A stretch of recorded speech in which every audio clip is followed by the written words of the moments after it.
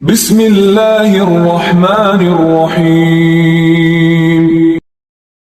حضرت عائشہ رضی اللہ تعالی عنہا نے بتلایا کہ میں نے رسول اللہ صلی اللہ علیہ وسلم سے نماز میں ادھر ادھر دیکھنے کے بارے میں پوچھا۔ آپ نے فرمایا کہ یہ تو ڈاکہ ہے جو شیطان بندے کی نماز پر ڈالتا ہے۔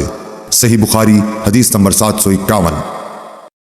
حضرت عائشہ رضی اللہ تعالی عنہا سے روایت ہے کہ نبی کریم صلی اللہ علیہ وسلم نے ایک دھاری دار چادر میں نماز پڑھی، پھر فرمایا کہ اس کے نقش و نگار نے مجھے غافل کر دیا، اسے لے جا کر ابو جہم کو واپس کر دو اور ان سے بجائے اس کے سادی چادر مانگ لاؤ۔ صحیح بخاری حدیث نمبر 752۔ قتیبہ بن سعید نے بیان کیا، انہوں نے کہا کہ ہم سے لیث بن سعد نے نافع سے بیان کیا، انہوں نے ابن عمر رضی اللہ تعالی عنہ سے آپ نے بتلایا کہ رسول اللہ صلی اللہ علیہ وسلم نے مسجد میں قبلے کی دیوار پر رینٹ دیکھی۔ آپ اس وقت لوگوں کو نماز پڑھا رہے تھے، آپ نے نماز ہی میں رینٹ کو کھرچ ڈالا، پھر نماز سے فارغ ہونے کے بعد آپ نے فرمایا کہ جب کوئی نماز میں ہوتا ہے تو اللہ تعالیٰ اس کے منہ کے سامنے ہوتا ہے، اس لیے کوئی شخص سامنے کی طرف نماز میں نہ تھوکے۔ اس حدیث کی روایت موسیٰ بن عقبہ اور عبدالعزیز ابن ابی رواد نے نافع سے کی۔ صحیح بخاری حدیث نمبر 753۔ ابن شہاب نے کہا کہ مجھے انس بن مالک رضی اللہ تعالی عنہ نے خبر دی کہ حضور صلی اللہ علیہ وسلم کے مرض وفات میں مسلمان فجر کی نماز پڑھ رہے تھے۔ اچانک رسول اللہ صلی اللہ علیہ وسلم نے حضرت عائشہ رضی اللہ تعالی عنہا کے حجرے سے پردہ ہٹایا۔ آپ نے صحابہ کو دیکھا، سب لوگ صفیں باندھے ہوئے تھے، آپ خوشی سے خوب کھل کر مسکرائے، اور ابو بکر رضی اللہ تعالی عنہ نے آپ کو دیکھ کر پیچھے ہٹنا چاہا تاکہ صف میں مل جائیں۔ آپ نے سمجھا کہ آن حضور صلی اللہ علیہ وسلم تشریف لا رہے ہیں۔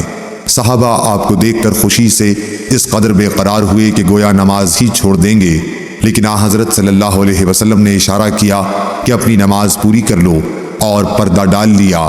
اسی دن چاشت کو آپ نے وفات پائی۔ صحیح بخاری حدیث نمبر 754۔ عبد الملک بن عمیر نے جابر بن سمرہ رضی اللہ تعالی عنہ سے بیان کیا، کہا کہ اہل کوفہ نے حضرت سعد بن ابی وقاص رضی اللہ تعالی عنہ کی حضرت عمر فاروق رضی اللہ تعالی عنہ سے شکایت کی، اس لیے حضرت عمر رضی اللہ تعالی عنہ نے ان کو علیحدہ کر کے حضرت عمار رضی اللہ تعالی عنہ کو کوفے کا حاکم بنایا، تو کوفے والوں نے سعد کے متعلق یہاں تک کہہ دیا کہ وہ تو اچھی طرح نماز بھی نہیں پڑھا سکتے۔ چنانچہ حضرت عمر رضی اللہ تعالی عنہ نے ان کو بلا بھیجا۔ آپ نے ان سے پوچھا کہ اے ابو اسحاق، ان کوفے والوں کا خیال ہے کہ تم اچھی طرح نماز نہیں پڑھا سکتے ہو؟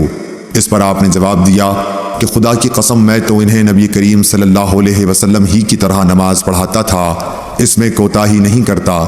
عشاء کی نماز پڑھاتا تو اس کی 2 پہلی رکعات میں قرأت لمبی کرتا اور دوسری 2 رکعتیں ہلکی پڑھاتا۔ حضرت عمر رضی اللہ تعالی عنہ نے فرمایا کہ اے ابو اسحاق، مجھ کو تم سے امید بھی یہی تھی۔ پھر آپ نے حضرت سعد رضی اللہ تعالی عنہ کے ساتھ ایک یا کئی آدمیوں کو کوفہ بھیجا۔ قاصد نے ہر مسجد میں جا کر ان کے متعلق پوچھا، سب نے آپ کی تعریف کی، لیکن جب مسجد بنی عبس میں گئے تو ایک شخص جس کا نام اسامہ بن قتادہ اور کنیت ابو سعدہ تھی کھڑا ہوا۔ اس نے کہا کہ جب آپ نے خدا کا واسطہ دے کر پوچھا ہے تو سنیے کہ سعد نہ فوج کے ساتھ خود جہاد کرتے تھے، نہ مال غنیمت کی تقسیم صحیح کرتے تھے، اور نہ فیصلے میں عدل و انصاف کرتے تھے۔ حضرت سعد رضی اللہ تعالی عنہ نے یہ سن کر فرمایا کہ خدا کی قسم میں تمہاری اس بات پر 3 دعائیں کرتا ہوں۔ اے اللہ، اگر تیرا یہ بندہ جھوٹا ہے اور صرف ریا و نمود کے لیے کھڑا ہوا ہے تو اس کی عمر دراز کر اور اسے خوب محتاج بنا اور اسے فتنوں میں مبتلا کر۔ اس کے بعد وہ شخص اس درجہ بدحال ہوا کہ جب اس سے پوچھا جاتا تو کہتا، ایک بوڑھا پریشان حال ہوں، مجھے سعد رضی اللہ تعالیٰ عنہ کی بد دعا لگ گئی۔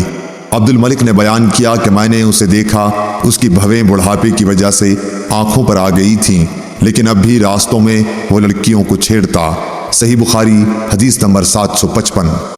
حضرت عبادہ بن صامت رضی اللہ تعالیٰ عنہ سے روایت ہے کہ رسول کریم صلی اللہ علیہ وسلم نے فرمایا، جس شخص نے سورہ فاتحہ نہ پڑھی اس کی نماز نہیں ہوئی۔ صحیح بخاری حدیث نمبر 756۔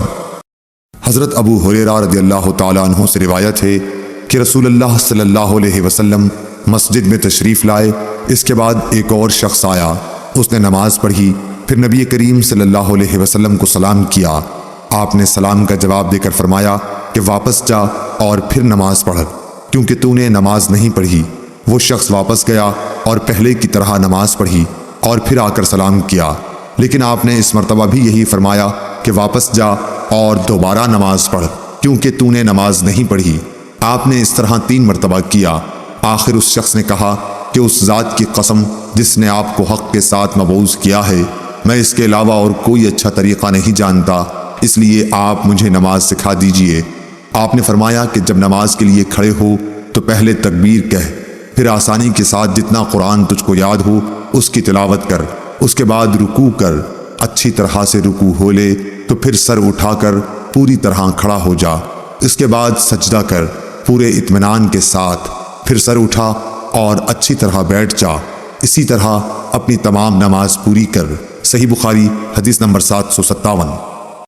سعد بن ابی وقاص رضی اللہ تعالیٰ عنہ نے حضرت عمر رضی اللہ تعالیٰ عنہ سے کہا، میں ان کوفہ والوں کو نبی کریم صلی اللہ علیہ وسلم کی طرح نماز پڑھاتا تھا، ظہر اور عصر کی دونوں نمازیں کسی قسم کا نقص ان میں نہیں چھوڑتا تھا، پہلی 2 رکعتیں لمبی پڑھتا اور دوسری 2 رکعتیں ہلکی۔ تو حضرت عمر رضی اللہ تعالیٰ عنہ نے فرمایا کہ مجھ کو تم سے امید بھی یہی تھی۔ صحیح بخاری حدیث نمبر 758۔